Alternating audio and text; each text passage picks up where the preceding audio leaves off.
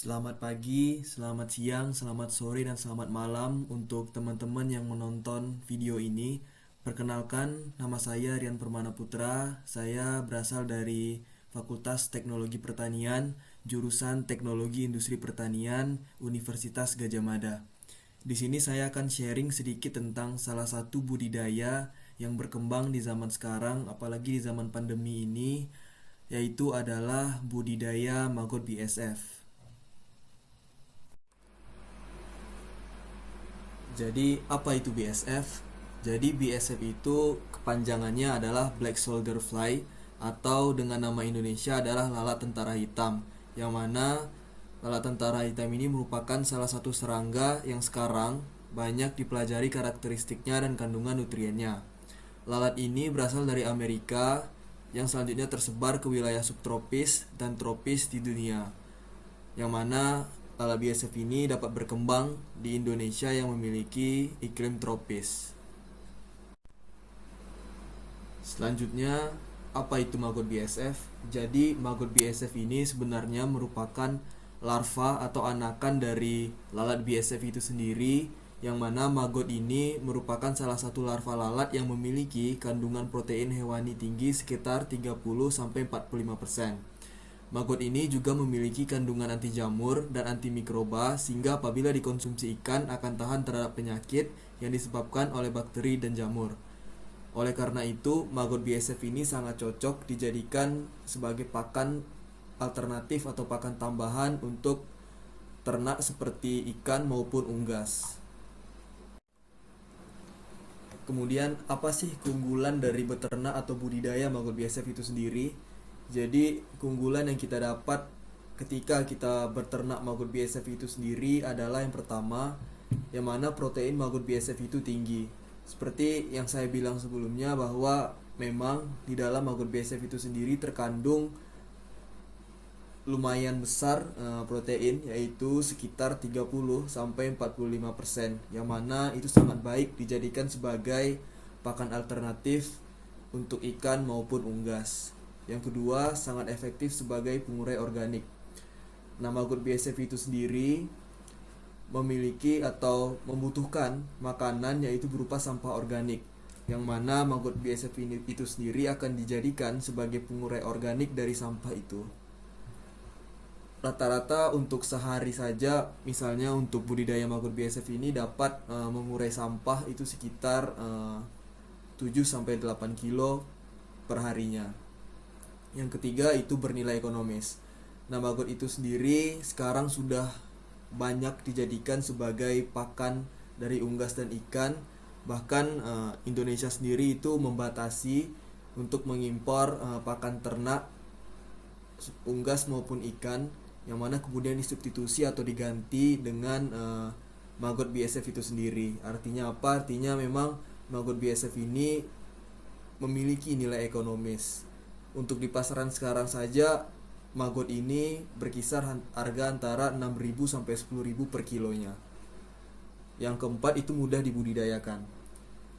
Kita tahu bahwa maggot BSF ini sangat cocok atau sesuai dengan iklim yang di Indonesia, yang mana juga memiliki dua musim, yaitu musim kemarau dan hujan, yang bisa dibilang memudahkan kita untuk budidaya maggot BSF.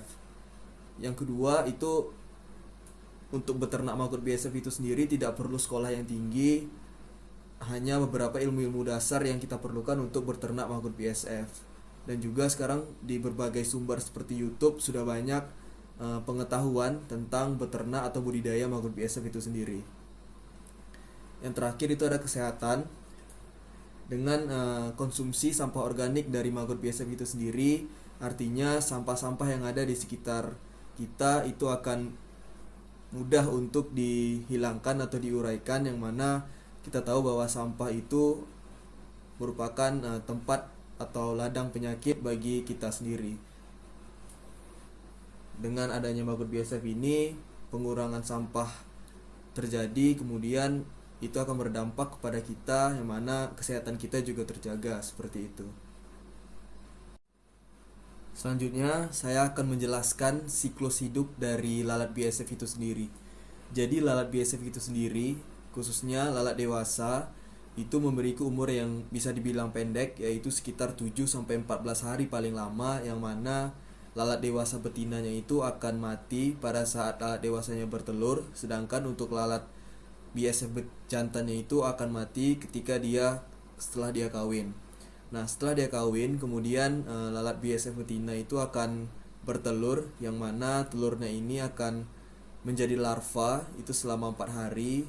Kemudian larva itu akan berubah menjadi prepupa juga selama 14 hari. Nah, pada tahap larva inilah yang disebut dengan fresh maggot, yang mana sangat memungkinkan atau sangat baik dijadikan sebagai pakan ternak. Kemudian pada saat prepupa, kemudian setelah 14 hari kemudian menjadi pupa. Nah, setelah pupa ini kemudian selama 14 hari kemudian menjadi lalat dewasa kembali. Nah, seperti itu siklusnya, sehingga untuk membudidayakan BSF ini, selain kita untuk mengambil larvanya, juga kita harus memisahkan beberapa larva atau beberapa maggot untuk dijadikan anakan atau lalat BSF yang baru, seperti itu.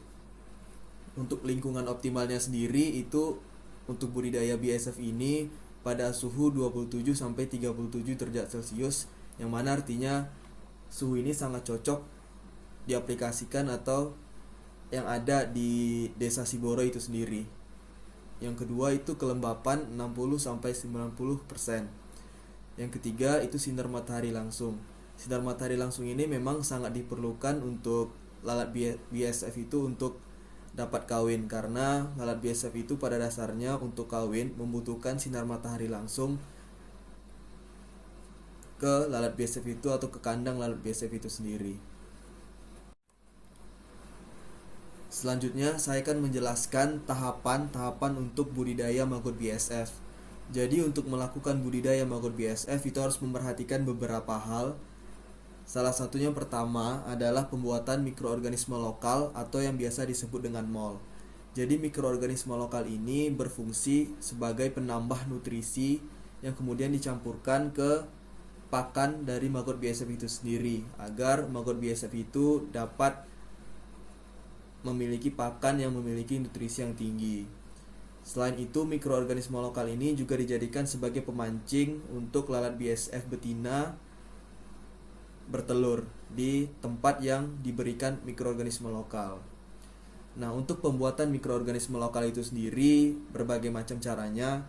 Di sini saya akan menjelaskan dengan bahan-bahan, yaitu seperti Yakult 2 liter, dedak halus 1 kg, tetes tebu 1 liter, gula merah setengah kilogram, tepung beras 500 gram, air kelapa 2 liter, dan kemudian bahan tersebut dicampurkan ke dalam wadah jerigen dan kemudian didiamkan beberapa hari. Seperti itu. Nah, setelah kita membuat mikroorganisme lokal, kemudian dilanjutkan dengan fermentasi media dedak. Jadi, media dedak ini difermentasi bertujuan untuk meningkatkan kandungan gizi dan nutrisi pada media dedak. Nah, fermentasi media dedak ini menggunakan mikroorganisme lokal yang kita buat sebelumnya, yang kemudian dicampur dengan media dedak, yang mana kemudian fermentasi media dedak ini didiamkan selama 4 hari.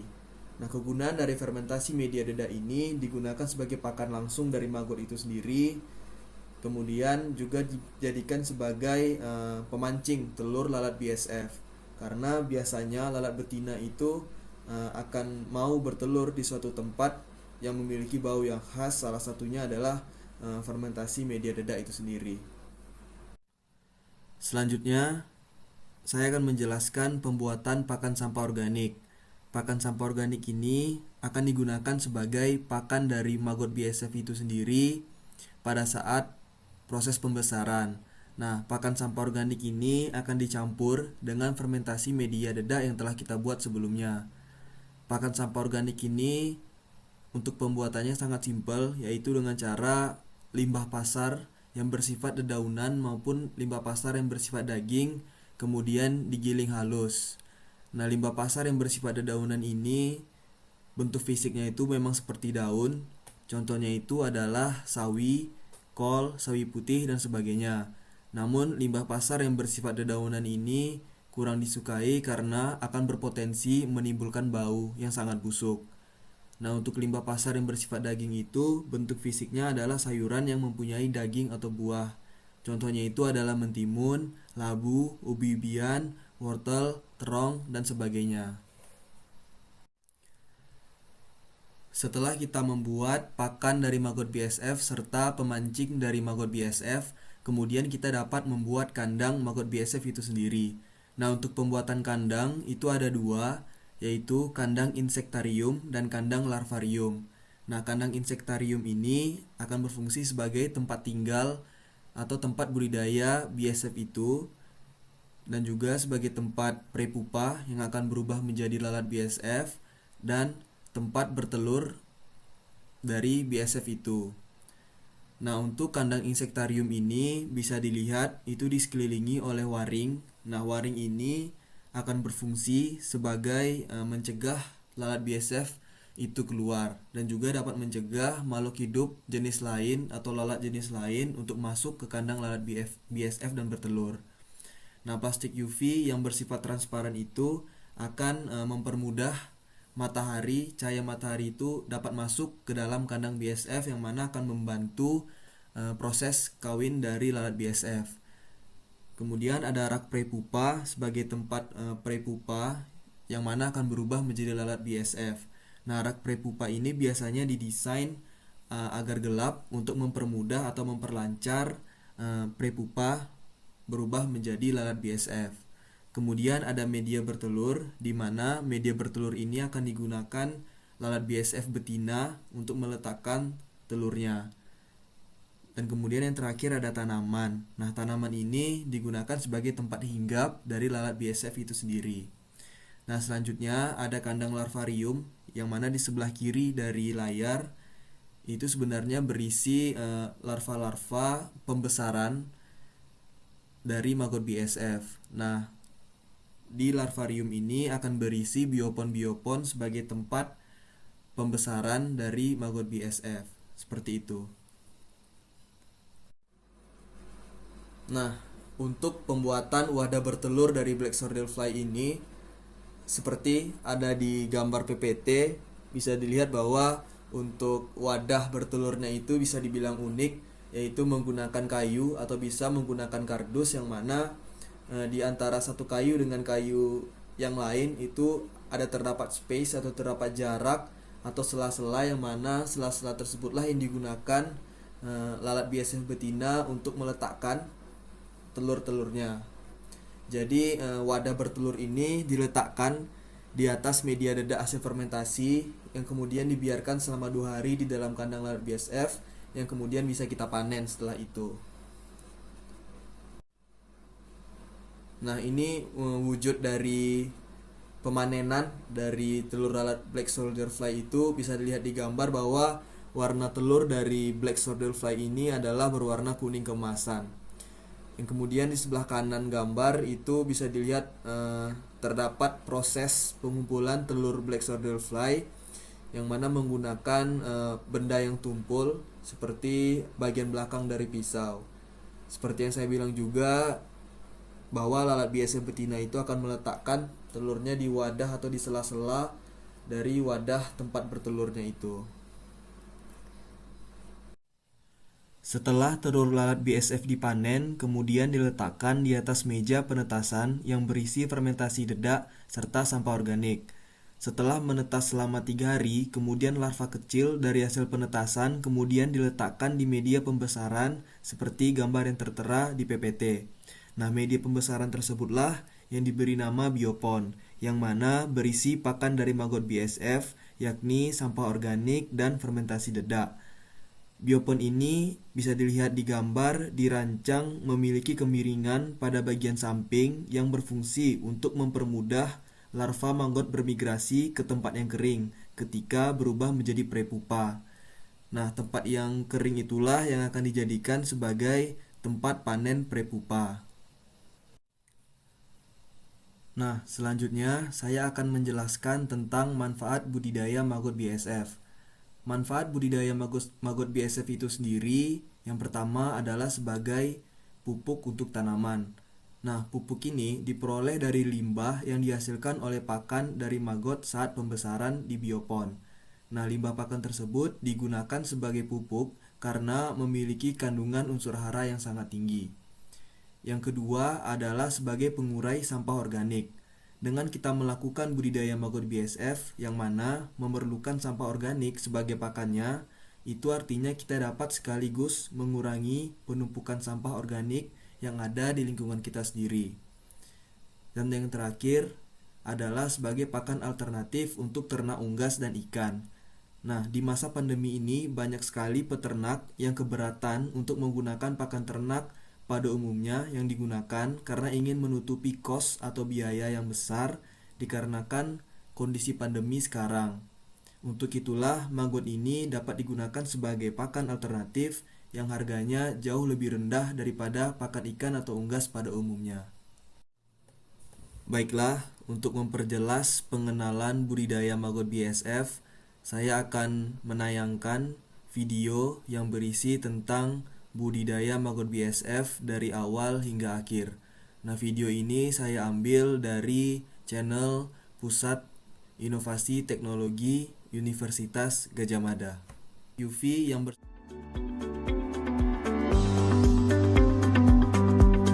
Seiring dengan pertumbuhan jumlah penduduk, jumlah sampah juga semakin meningkat. Lebih dari 50% sampah yang ada di Indonesia adalah limbah domestik organik yang mudah busuk, sehingga menimbulkan bau dan masalah sanitasi lainnya. Sampah jenis ini sebenarnya sangat mudah terurai secara alami. Mirisnya, di Indonesia sekitar 74% limbah organik ini dibuang ke tempat pembuangan akhir. Limbah organik dapat diolah dengan maggot lalat hitam jenis Hermitia illucens yang lebih dikenal dengan nama Black Shoulder Fly atau BSF. Cara ini disebut dengan biokonversi limbah. Pengolahan sampah atau limbah organik yang mudah busuk menggunakan metode Black Fly Soldier Maggot atau BSF adalah metode yang sangat efisien karena kita bisa mengolah limbah organik yang mudah busuk seperti sampah buah-buahan menjadi dua produk yang bermanfaat. Yang pertama adalah produk pakan atau larvanya, yang kedua adalah produk pupuk yaitu kompos sisanya. Proses budidaya maggot BSF sangatlah mudah dan tidak memerlukan teknologi yang rumit. BSF memiliki siklus hidup mulai dari telur, larva, prepupa, pupa, dan lalat dewasa. Untuk pemeliharaannya hanya diperlukan dua ruangan saja, yaitu larvarium, merupakan tempat penetasan telur dan tempat pembesaran larva hingga berubah menjadi prepupa.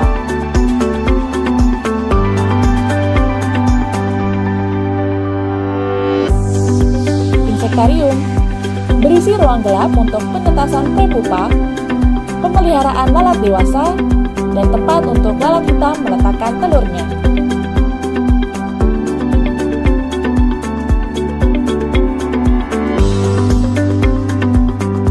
Telur ditaruh di atas media penetasan berisi dedak dan limbah organik. Selanjutnya, telur akan menetas dalam waktu 3 hari. Setelah usia seminggu kemudian dipindah ke media pembesaran maggot.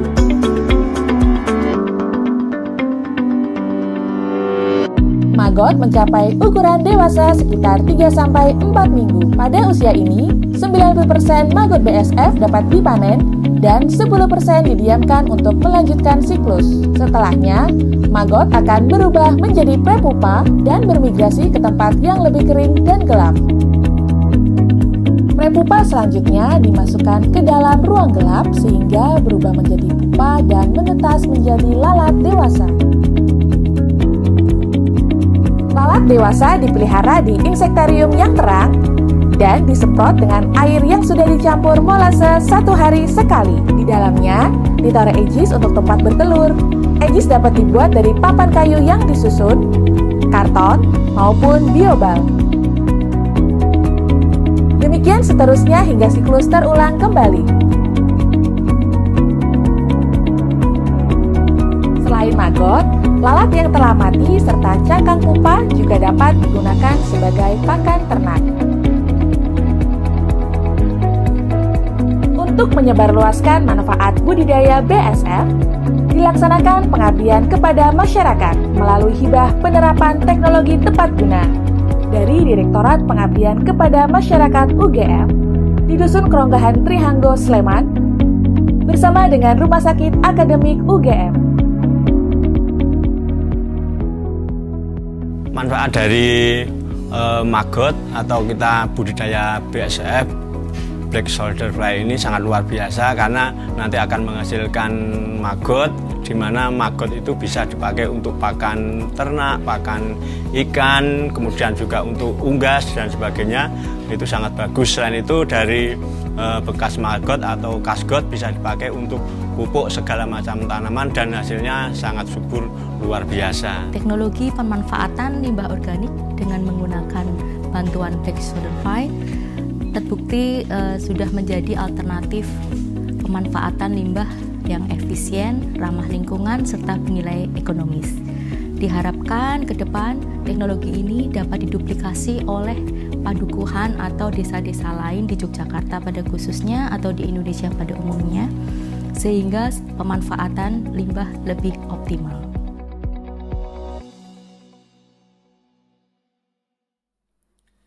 Dengan berakhirnya penayangan video, maka berakhir pula lah presentasi saya terkait pengenalan budidaya maggot BSF. Semoga apa yang saya sampaikan dapat diterima dan dapat diaplikasikan dengan baik oleh bapak-bapak dan ibu-ibu dari Desa Siboro. Mohon maaf jika ada salah kata dalam hal pengucapan. Saya akhiri dan saya ucapkan banyak terima kasih. Horas.